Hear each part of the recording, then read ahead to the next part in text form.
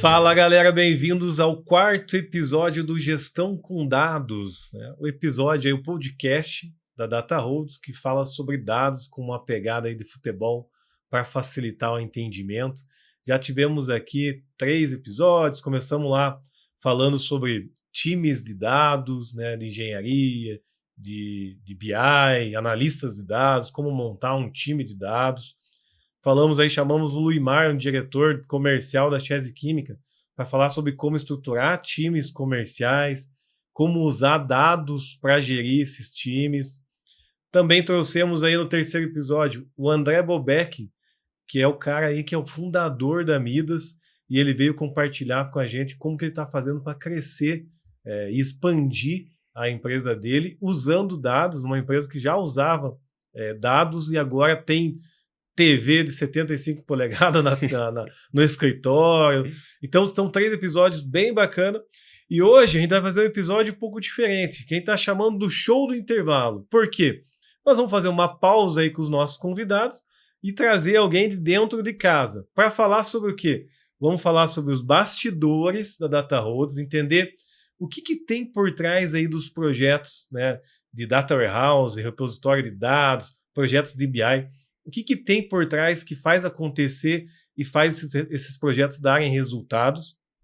E também para falar de alguns cases e algumas dores que alguns clientes nossos tiveram e não tem mais e resolveram usando dados. E como é que você, gestor aí que está assistindo, que está escutando a gente, pode também pensar em aplicar no seu negócio. Então fica com a gente, acompanha que esse episódio está muito legal. E eu trago, então, hoje para conversar comigo o Alexandre, que é o analista de dados da DataRhodes. Nada melhor que alguém dentro de casa para falar sobre bastidores e analisar tudo que já passou.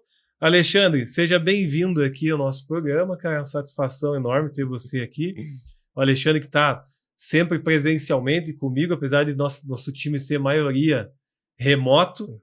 Mas o Alexandre está sempre lá do meu lado, a gente sempre está trocando ideia e hoje nós vamos conversar aqui no podcast. Bem-vindo, cara. Se apresenta aí para o pessoal. Rodrigão, primeiramente, muito obrigado por ter me dado essa oportunidade aqui de estar fazendo parte da gestão com dados.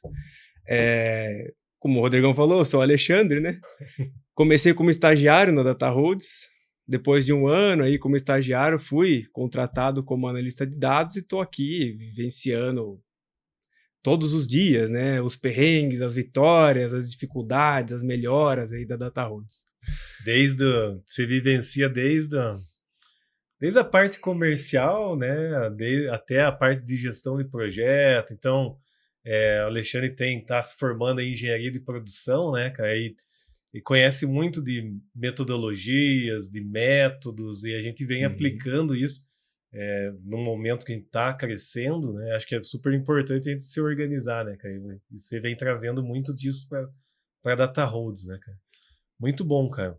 E me conta aí, o que fez? Vou soltar uma pergunta aqui, fora do plano, hein? Então manda. O que fez você gostar da área de dados, assim, e ver, né, pensando assim, bom, a engenharia de produção, eu entendo que ela pode te levar para vários caminhos, né? Mas eu imagino que você não estava pensando em ir para a área de dados, né? O que fez você decidir para a área de dados, cara? Cara, com certeza, na verdade, tem muitas semelhanças, assim, a área de dados com a engenharia. Porque, querendo ou não, dados são informações. A gente transforma dados em informações. E a engenharia é justamente você tomar decisões baseadas em dados. Você não vai construir um prédio, vamos dizer, a engenharia civil. Você não vai construir um prédio sem saber quanto que aquela viga aguenta, fazer cálculo, informação, entende? Sim. Então, assim, a parte de programação eu não esperava. Mas essa parte de planejamento, gestão, uma hora ou outra eu ia dar de cara com os dados. E o porquê que eu me apaixonei por essa área de dados? Sim, por causa da gestão, óbvio, né?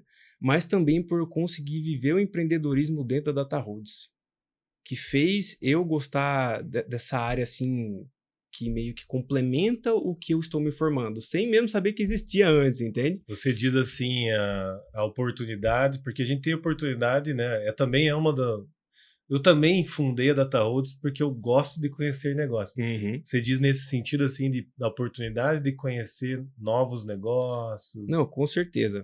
Conhecer novos negócios, você, querendo ou não, dados é o futuro, né?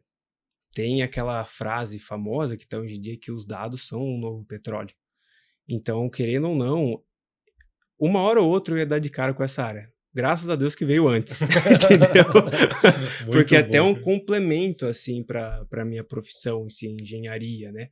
Tanto é que, como a gente estava comentando um pouco antes, eu tenho até professor de logística falando que quer fazer pós-graduação em ciência de dados. Então é uma área que está muito em alta, E né? agora com a inteligência artificial, acho que está cada vez mais em alta ainda, né? Ah, com certeza. A gente tem um trabalho, acho que até de educação, né, com o pessoal, de explicar que, pô, beleza, a inteligência artificial está aí, mas a gente consegue tirar até mais valor da inteligência artificial se a gente tiver os dados cada vez mais Ah, organizados. com Então, certeza. daqui para frente a gente vai estar organizando muitos dados. E assim, é isso que a gente vai falar hoje aqui, né? Porque num primeiro momento, quando a gente começa a conversar com um possível cliente lá, a gente vê que tem que não é simples planejar um projeto de BI, um projeto de Data Warehouse, não é algo simples, né? Data Warehouse, para quem não conhece, né, é um repositório de dados aí. E a gente, né, consegue ajudar as empresas já desde a primeira parte ali, a planejar o projeto de dados. A gente vai falar um pouquinho depois aí sobre o assessment, que é exatamente isso, né? Mas tem sim muitas formas aí de a gente facilitar esse processo aí. Bom, a gente falou já bastante sobre, né, aqui nos outros episódios, sobre negócios, sobre a área comercial, sobre a área de metas, sobre a área de vendas. E então a ideia é a gente fazer uma avaliação geral do que já passou por aqui, comentando alguns cases que têm relação com esses episódios, explicando um pouco do que a gente tem feito e como ajudar as empresas, aí, os gestores que estão assistindo e ouvindo a gente, a implantar a BI e Data Warehouse no seu negócio. Mas antes disso aqui, cara, eu queria fazer uma pergunta aqui. O que te chama a atenção, né? Que a ideia também é falar dos bastidores da Data Holds, né? Importante. Então, o que te chama a atenção na cultura da Data Holds, né? Cara, a cultura da Data Holds, na verdade, tem pontos muito fortes na cultura da Data Holds. Eu acho que o principal deles é o foco no pé no chão. A gente nunca vai fazer uma proposta prometendo uma coisa e não entregando ela. Então, por exemplo, aí já puxa o gancho de novo, que a gente ia deixar para o final, mas posso trazer para agora? Falar. Que a gente falar do assessment, né? É justamente isso que faz a Data Holds ser o que ela é hoje. Ela prometer uma solução, construir ela e entregar para o cliente. Então, esse ponto de ser realista, eu acho que é um ponto muito forte da Data Holds. Outra coisa é o senso de comunidade entre os integrantes, né, do nosso time. A Data Holds ela se caracteriza muito por uma gestão horizontal. O líder, o chefe, ele é muito próximo dos funcionários. Então, por exemplo, nós temos nossas reuniões de time, né? Então, todo mundo tem a chance de falar as suas ideias na reunião. Entende? Não é aquela coisa verticalizada em que só o chefe tem a ideia e só ele toma a decisão, entende? Não é essa coisa, essa hierarquia. É óbvio que existe e até a hierarquia. Para o pessoal entender, né? A gente tem pessoas aí em São Paulo, Santa Catarina, Minas Gerais e Paraná, que é nós aqui. Exatamente. Então, está espalhado aí, né? Uhum. E assim, todos são ouvidos lá dentro da Data Holds, né? Isso é um ponto muito forte, muito benéfico também, porque vem ideias de todos os cantos, não vem só de um lugar em específico, né? Outro ponto muito importante é a melhoria constante, tanto em projeto, quanto em processo interno e quanto nos desenvolvimentos dos próprios entregáveis, né? Por exemplo, todo projeto sempre vai ter uma lição aprendida e sempre vai ter a melhora para o próximo. Então, cada vez melhor são os projetos que a gente desenvolve. Isso é uma coisa que me chama muita atenção na cultura da Data Holds também. Legal, cara. Outro ponto importante também é a transparência.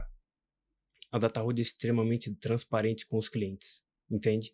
O cliente ele sabe tudo o que está acontecendo no projeto. Ele sempre vai saber o que está acontecendo, o que está sendo construído. E isso eu acho que é um baita entregável para o cliente também, entende? Uhum. Então, acredito que sejam esses pontos, assim, fundamentais, assim, que dá para descrever a Data Holds. Um dos pontos aí que é escutar, né, cara, acho que um valor nosso que é realmente entender o que o cliente quer. Porque, cara, a gente tem milhões de sistemas, tecnologia, na verdade, não falta, né? Mas, assim, entender a dor e entender como resolver o problema com tecnologia é que é o diferencial. Não é assim, eu sou especialista em Power BI, é isso que vai resolver o teu problema. Não. Vai te ajudar a resolver o problema. A tecnologia vai ajudar. Mas, assim, tem que entender o contexto. Cada negócio tem um contexto, né? Por mais que a gente pegue áreas ali, a gente sempre fala isso, né? O financeiro é o financeiro em todo lugar. DRE é uma DRE em todo lugar. Mas cada negócio tem suas especificidades, né? Tem suas particularidades, né? Então, ouvir, acho que é muito importante, né? E ser transparente, deixar claro, fazer o status do projeto, isso tudo ajuda a até diminuir um pouco a ansiedade do cliente, Não, com né? toda Saber certeza. onde a gente está, para onde a gente está indo, quais são os problemas. Tem muito problema, sim, tem problema, né? Não vou dizer que não, que é tudo perfeito, né? Até porque vai ter cliente ouvindo aí vai me desmentir. Tem problema, a gente tem que saber lidar e gerenciar eles da melhor forma, né? Para a gente melhorar, né? Que é o outro ponto, falou, melhoria contínua. Putz, a gente vive discutindo em relação aos projetos o que a gente está aprendendo, né? As lições aprendidas, né? A gente sempre está discutindo como melhorar. E como a gente é uma empresa que não é uma gigante, né? Uma big tech aí, a gente consegue mudar as coisas muito rápido. Então, se a gente entende, né, que hoje é melhor fazer o processo dessa forma e realmente é melhor, amanhã a gente já mudou e já está trabalhando, né? Acho que são pontos aí Realmente é. que ajudam. Agora, sim, outra pergunta aqui. Agora vamos colocar aqui o olhar dos nossos clientes, né? Aqui. Como que você enxerga o impacto que a gente causa nos clientes, né? Com o serviço que a gente faz, né? Cara, eu acredito que com certeza a clareza em primeiro lugar, que a gente entrega para os clientes. Isso acho que talvez seja o nosso maior entregável, que é a clareza, que assim, quando a gente recolhe os dados, eles são só dados. A gente devolve informação para eles, entende? Então essa clareza do que está acontecendo no negócio, eu acredito que é o maior benefício que a Data Holds entrega para o cliente. E também a agilidade, né? Porque nós vamos conversar aqui mais, né? E vai acabar surgindo cases em que planilha de Excel infinitas, em que precisa exportar, e é que todo aquele trabalho manual e demora para chegar no gestor de informação, certo? Uhum. Então, essa agilidade é uma coisa que faz muito parte do serviço da Data Holds, além da clareza, né? Organização. Boa. Vamos falar um pouco de alguns casos para o pessoal que está ouvindo se identificar aí e ver que não é somente ele que está sofrendo algumas dores aí. Vamos trazer esses casos para a mesa aqui e no final vamos trazer como que a gente tem resolvido, porque fiquem até o final, a gente vai falar sobre a metodologia da Data Holds, que é uma metodologia muito interessante e que ela ajuda, né? A gente tem como propósito aqui trazer clareza para os negócios através dos dados. Mas a nossa metodologia ajuda a trazer clareza para o projeto de implantação. Porque já no começo é muito comum eu me reunir com clientes aí e prospects aí, possíveis clientes, que eles não sabem nem por onde começar. E na verdade nem eu sei por onde começar. Porque você está vendo um negócio ali pela primeira vez. Então existe uma metodologia para a gente fazer o levantamento das informações, a gente vai explicar um pouco mais. O que eu queria trazer aqui agora é um pouco dos casos aí que a gente tem na Data Holds. Tem alguns casos bem interessantes. Eu vou começar, obviamente, pelo maior. Né? A gente atende aí uma multinacional britânica, que é a Banzo, que ela é líder no mercado global de distribuição, né? Distribuição de algumas linhas aí. Saúde, né? Então insumos para saúde, agulha, teste de Covid, enfim, Parte mais saúde, né? 1 milhão de itens aí. Eles também distribuem a linha Safety, que eles chamam, que são EPIs, né? Equipamentos de segurança. E também tem embalagem, essas embalagens que são usadas no iFood. Então é distribuição, né? No Brasil e na América Latina, nós temos aí 20 empresas. A Banzo tem 20 empresas na América Latina. E olha só qual que era a dor deles, né? Imagina lá, você, né? Então tem o Jonathan lá, que é o CEO, o diretor da América Latina, né? O manager aí da América Latina. Ele tem 20 empresas embaixo dele, Brasil, Colômbia, Chile, Uruguai, Argentina. E ele precisava acompanhar os indicadores, né? Como é que você acompanha os indicadores de 20 empresas de forma rápida e com confiança? Não sei se você lembra como que era lá, acho que já contei, né, essa história para você. Mas lá no começo, a Banzo já é um cliente antigo, né? O Jonathan recebia lá Excel de uma empresa, Power BI de outra empresa, sinal de fumaça de outra empresa que não tinha nada. Ele recebia de várias formas, né? Então esse era o problema. Putz, ele não tinha um padrão na informação que ele recebia. Ora ele recebia de um jeito, ora de outro. Os indicadores, por mais que as empresas mandassem para ele em Power BI, uma empresa tinha uma regra de cálculo, a outra empresa tinha outra regra. Ele não conseguia comparar, né? Então uma dor, né, grande de falta de organização dos dados, falta de agilidade e, no fim, falta de confiança, né? Porque ele recebia lá, ele não sabia se exatamente a regra estava ok ou não. O que a gente fez lá? A gente criou o nosso famoso Data Warehouse, né? Que é um repositório de dados. Então, hoje, essas 20 empresas, elas rodam 5 sistemas de gestão diferentes, né? 5 ERPs, né? E a gente conecta nesses 5 ERPs diferentes das 20 empresas e organiza essa informação num lugar só, né? Certo. Então o Data Warehouse, né, a gente tem implantado muito Data Warehouse em vários negócios, ele serve para isso, para unificar os dados e facilitar o acesso à informação. Com isso, o resultado você já sabe, que você mexe muito lá nos dashboards da Banzo, né? Uhum. A Banzo hoje tem, acho que mais de 30 dashboards, todos conectados nesse Data Warehouse, que permitem que o Jonathan possa comparar, por exemplo, um indicador de gross margin, lá, de margem bruta, por empresa. Então ele consegue ver como é que foi abril. Acabou de fechar aqui o mês de abril. Como é que foi abril? Qual empresa cresceu na margem, diminuiu a margem, usando a mesma regra de negócio, né? Então ele consegue observar lá, bom, essas empresas estão caindo a margem 3 meses seguidos. Vamos colocar elas num grupo aqui de recuperação, para a gente recuperar a margem, tudo isso porque ele tem essa visão, né? Como que você vê, né, aproveitando o tema Data Warehouse, Banzo, que eu acho que é um dos maiores, talvez, Data Warehouse que a gente tenha, como que você vê esse tema aí de Data Warehouse nas empresas? Como que você vê o impacto disso nos negócios? Não, o impacto é enorme, né? Porque você para pensar, você tem 5 ERPs. Essas informações chegam diferentes de cada ERP, certo? Então você tem informações dispersas de sistemas diferentes e 20 empresas para tocar, entende? Então, o Data Warehouse, quando você pega, extrai os dados de todas essas fontes, né? Coloca eles num lugar só, transforma eles para ficar bonitinho, padronizado e manda para um BI, cara, não tem nem o que falar, né? Fica muito mais fácil do que você pegar... Fica liso. Exatamente. Fica liso, exatamente. Fica liso, fica ágil.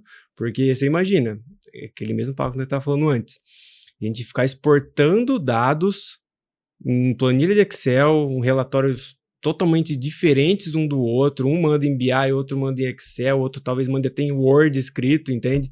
Então, assim, é complicado para um gestor tomar a decisão dessa maneira. Então, o Data Warehouse talvez seja o coração de tudo, entende?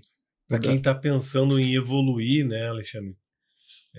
Porque, assim, aí você deve estar pensando, o pessoal que está ouvindo pode estar pensando, não, mas eu faço meu BI aqui conectado direto, Power BI direto na base de dados.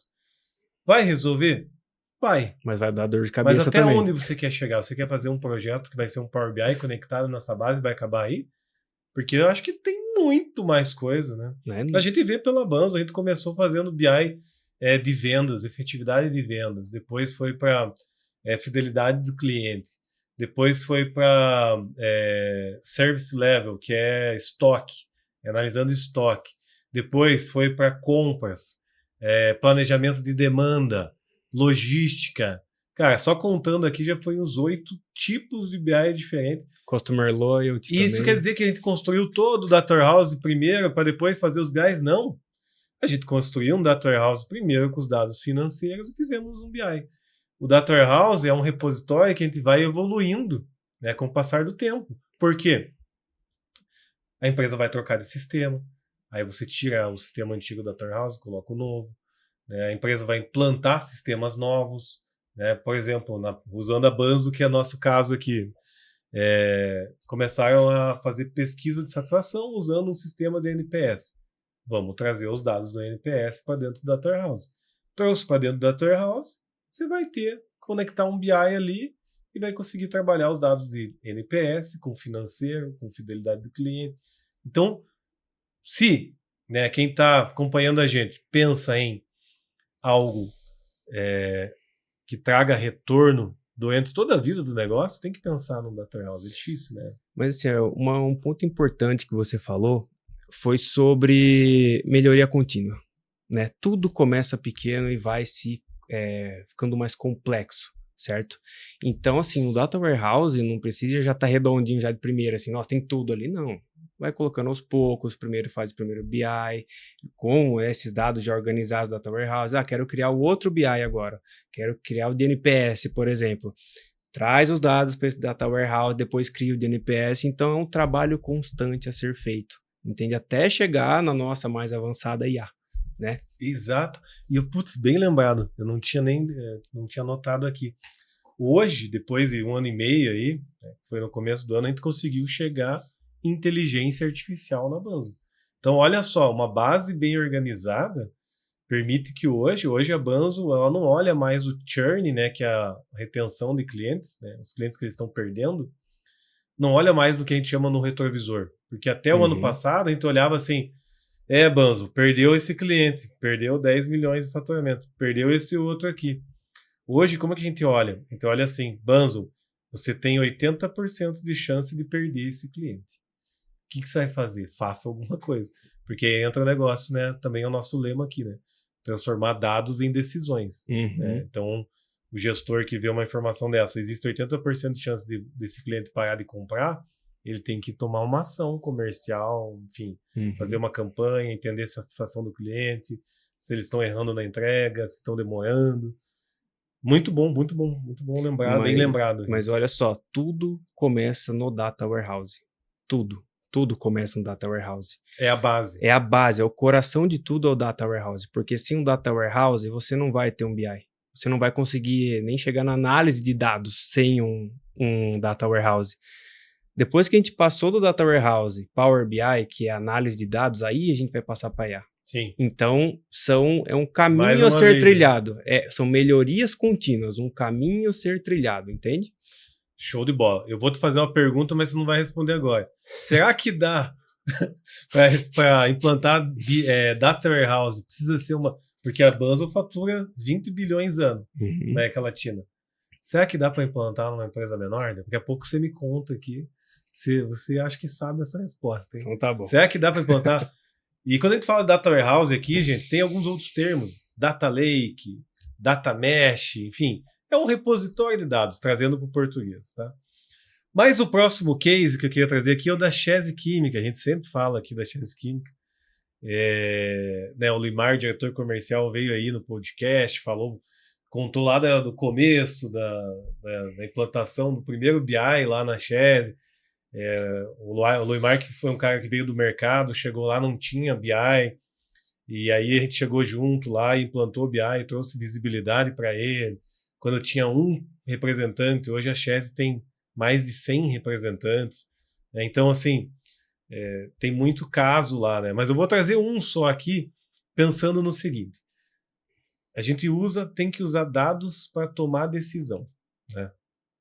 Como que a gente faz isso? Vou dar um exemplo. Chese Química.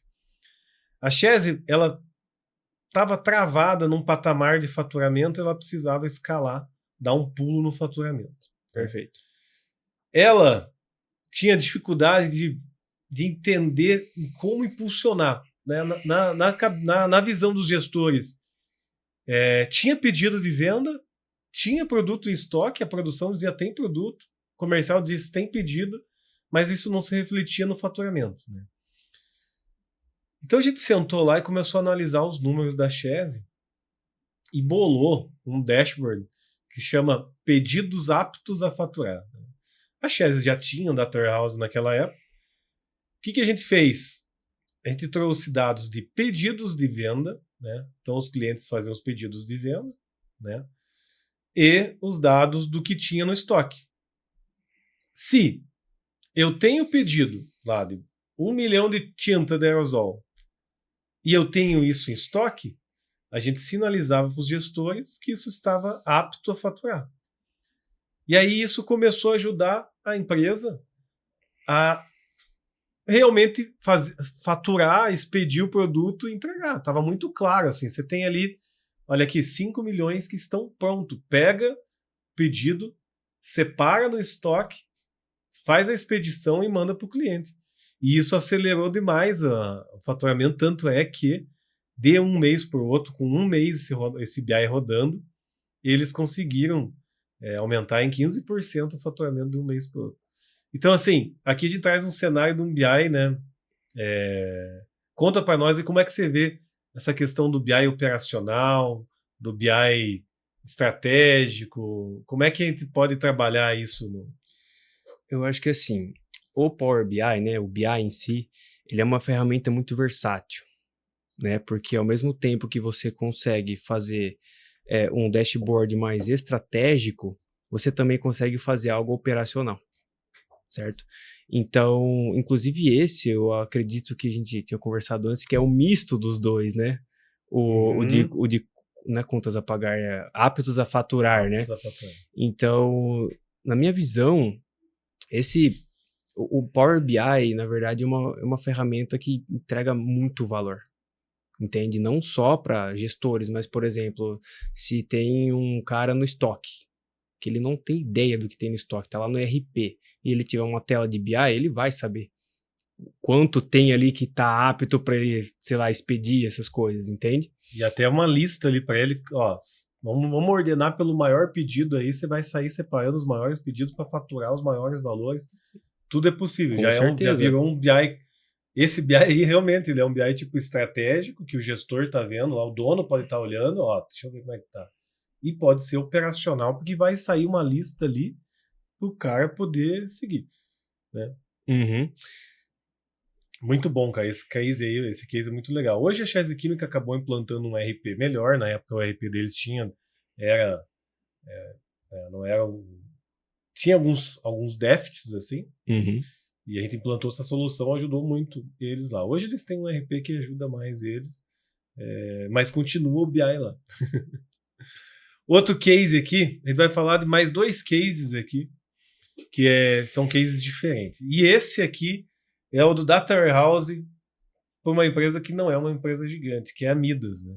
Conta para nós, vou deixar você falar, cara, esse projeto aqui foi um projeto que você esteve muito envolvido do começo ao... Né? Nem teve fim ainda, a gente atende eles ainda. Né? O André Bobeck esteve aqui no último episódio, no 3º, contando um pouco sobre a Midas, então quem quiser conhecer mais, vai lá nesse episódio aí que tá bem bacana. Mas conta para nós aí sobre esse projeto da Midas. Tá, agora vamos responder aquela pergunta lá que você fez no começo, né? Data warehouse? Exatamente. Dá para ter um Data Warehouse sendo uma empresa pequena? É totalmente possível ter um Data Warehouse sendo uma empresa pequena. E ainda mais assim, você acha que muitas pessoas pensam que BI é coisa de empresa grande, né? Por exemplo, a Banzo, que é muitos itens vendidos. Não, a gente fez um BI para uma consultoria, né? Financeira. Que fatura bem, tem 3 unidades, exatamente, é uma média empresa. Exatamente, está em expansão. Mas comparado com uma Banzo, né, que é multinacional. Comparado a Banzo, muitas pessoas pensam, nossa, acho que não dá para fazer um BI que não seja de itens de produção, de faturamento, não. Também, né? Serviço, né? Serviços é possível. A gente consegue fazer um BI de RH, por exemplo, entende? Então, meio que respondendo agora a pergunta, né? Voltando à pergunta, sim, é possível ter um data warehouse sendo uma empresa pequena. Agora, Qual que era a dor ali da Midas? Da Midas era muito trabalho manual, certo? Era muito trabalho manual, muita planilha de Excel, o gestor para ter informação ali de como que estavam as vendas, quantas ligações foram feitas, era uma coisa muito demorada, entende?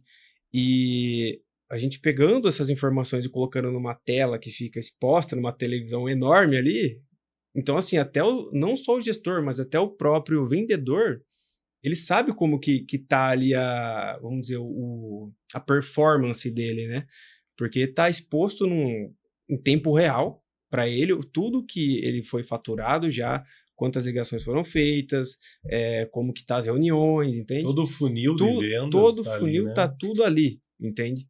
Então, esse case do Midas não foi só isso que a gente fez, né? A gente, inclusive, está fazendo BI para ficar exposto, BI de vendas, BI de metas. BI de metas ficou muito legal, aquele BI de metas em que você... Pace, né? Estão falando bastante do Pace lá no LinkedIn.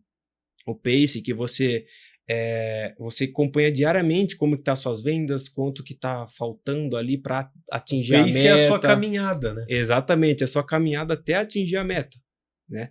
Então, o caso do Midas foi um caso muito legal de se trabalhar, inclusive está em andamento, né? Ainda muitos BIs vão sair pela frente ainda, mas até o momento foi, assim...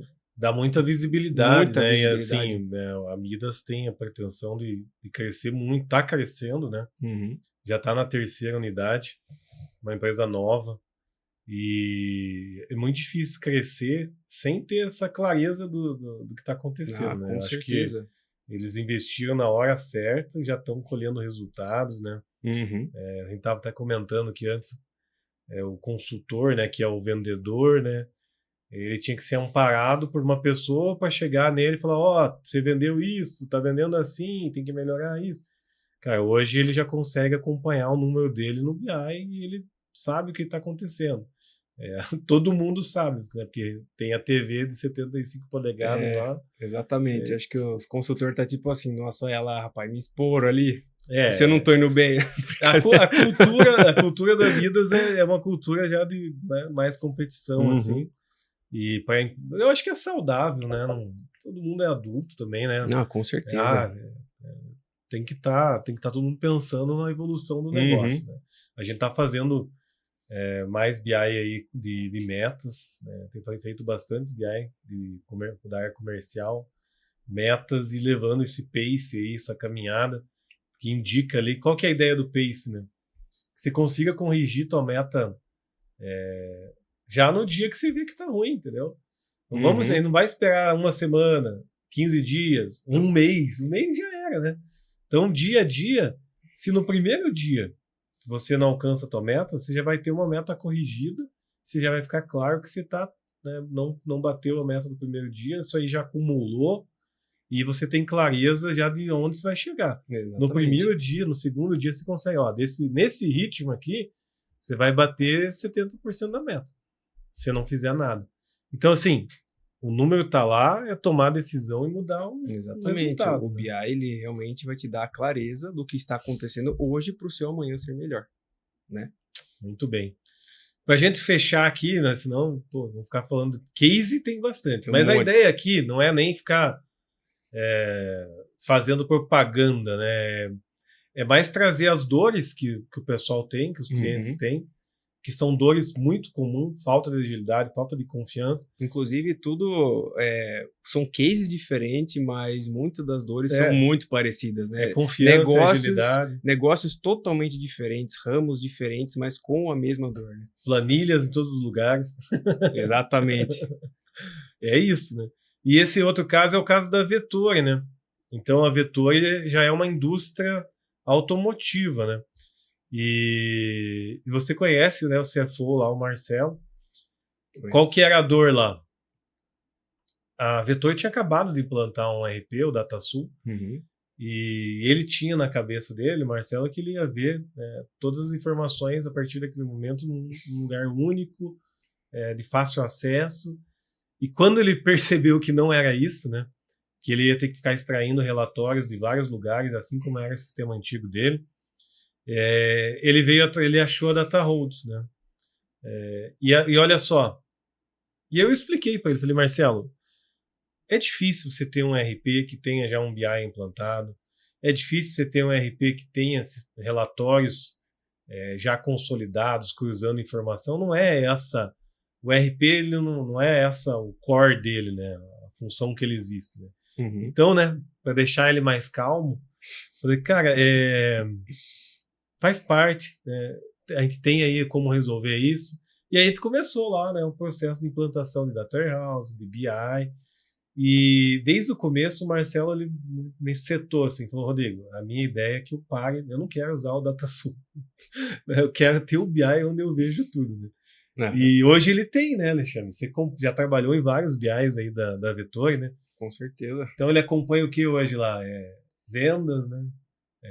Financeiro.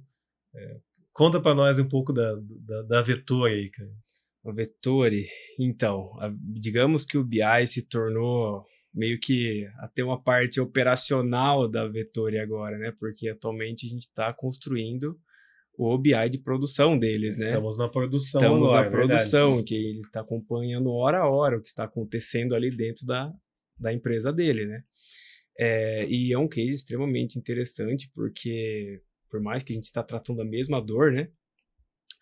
As soluções foram diferentes das dos outros, né? Por exemplo, conectar no DataSul. Acho que não tinha... Desafiador. Foi desafiador, certo? Verdade. Conectar no Sempre. DataSul. Sempre é um desafio quando você não sabe onde você está pisando, certo? E a gente puxa de novo aquele gancho do assessment. E já vamos falar dele, agora tá chegando a hora. Então vamos guardar para o final, tá? Mas no geral, a Vettori é um case extremamente interessante de se trabalhar, justamente porque é mais uma prova, né, de que a dor é quase sempre a mesma e a gente tem a solução para ela, certo? A gente, inclusive, a cada dia nós estamos melhorando cada vez mais para solucionar essa dor da melhor maneira possível, com o melhor custo-benefício no menor tempo. Perfeito. Certo? Uma coisa que eu acho legal do projeto da Vettori, eu sempre falo isso pro próprio Marcelo também, o Marcelo sempre foi um cliente muito exigente com relação a padrões, né? Gosto de clientes exigentes. Visual, né? O padrão visual do botão, ele é desse jeito, é sempre desse lado, né? Gráfico sempre assim. E a gente, né, investiu bastante nisso e investe com os outros clientes também ter um padrão, porque isso ajuda na cultura de dados. Quero dizer o seguinte, ajuda na implantação as pessoas começarem a usar, né? Porque você faz um BI de um jeito, daí o outro sai de outro jeito. E aí, assim, a pessoa pega ali e fala, pô, não sei como é que faz aqui, vou voltar para o meu relatório lá, eu mesmo vou consolidar isso. Uhum. Então, cria barreiras. Então, é isso que eu queria dizer. O padrão ajuda a eliminar essas barreiras nas mudanças, né? E o Marcelo sempre bateu muito nessa tecla, né? Inclusive, é uma coisa que a gente trabalha muito na DataRoads também, que é essa parte da padronização, certo? Todos os clientes que a gente faz, os projetos, a gente define, essa identidade visual e vai seguir para todos os BIs, certo? Porque imagina se você coloca o menu na esquerda e no outro lá em cima, aí fica toda aquela confusão de cor. E é pior para o gestor isso, né? Sim. Porque se ele está acostumado dificulta, né? Não fica intuitivo, né? Então, vamos dizer que construir o BI é um planejamento também, né? Também. Realmente você está construindo um aplicativo para cada um dos clientes. Que então, vai se perpetuar. Então exatamente, que vai ser levado para frente e os próximos BIs terão a mesma identidade. Show de bola. Olha só. Falamos aí, né, de bastidores, né? Então, o que está aí no vestiário aí, digamos assim, né, da DataRoads, né? O que rola aí por trás, né, das cenas aí. Falamos aí das dores, né, que a gente resolve, as dores que os clientes nos procuram aí para ajudar a resolver, Para isso, trouxemos alguns cases, né, reais, falando como que a gente resolveu, né? Falamos bastante da importância aí de Data Warehouse, né, que é um repositório de dados, do próprio BI, né, da implantação.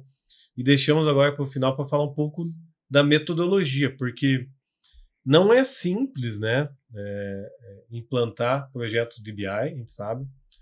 E para isso a gente criou uma metodologia, né? Então eu queria que você contasse para a gente como que a gente começa lá. São 6 etapas, né? E a primeira etapa, que é uma etapa que você tem bastante habilidade, e que é a criação dos mockups, né, cara? Que é é isso aí? os mockups, cara. Os mockups, na verdade, eles foram inclusos aí na nossa metodologia não faz muito tempo, né? Então, Esse ano aí. foi esse ano aí que a gente começou a trabalhar com mockup e os resultados são Tá dando certo. Tá dando muito certo, né? Os mockups nada são que um entregável. A gente vai entregar uma foto do BI construído já antes da gente construir, certo? Porque é a partir dele que nós vamos conseguir saber quais dados nós vamos usar, qual indicador construir, e tudo isso antes de começar a trabalhar, de colocar a mão na massa. Como se a gente começasse pelo fim. Exatamente. Num projeto tradicional, você vai ver teu BI só lá no 2 meses depois, a gente começa mostrando o BI. Exatamente. Só que não é usável, né? Uma imagem, exatamente. mas no mesmo padrão. Uhum. Inclusive, a gente reaproveita, né, esse template, né? Sim, com certeza. A gente pega, faz o template do jeito que o cliente quer. A gente vai colocar o template nas cores que ele quer, nas cores da empresa, né? Nas cores da empresa. A gente vai construir todos os indicadores de faturamento por produto, gross margin, porcentagem. Todas as visões, todas as filtros, visões. Comparação mês sobre mês, ano sobre ano. A gente tem caso lá de desenhou fluxo de caixa, desenhou a DRE, desenha tudo, né? Exatamente, a gente desenha tudo, a gente manda para o cliente, para ele validar. Ó, é isso aqui? É desse jeito? Ah, não gostei desse indicador, vamos tentar colocar por mês, ou por dia, ou por hora. A gente pega, constrói antes mesmo de tudo e manda de novo. Tá ok? Tá validado? Aí a gente começa. Muito bom. Segunda etapa, levantamento dos indicadores. E aí? Os levantamentos dos indicadores, cara. Os levantamentos dos indicadores, na verdade, são os cálculos, né, que nós vamos construir.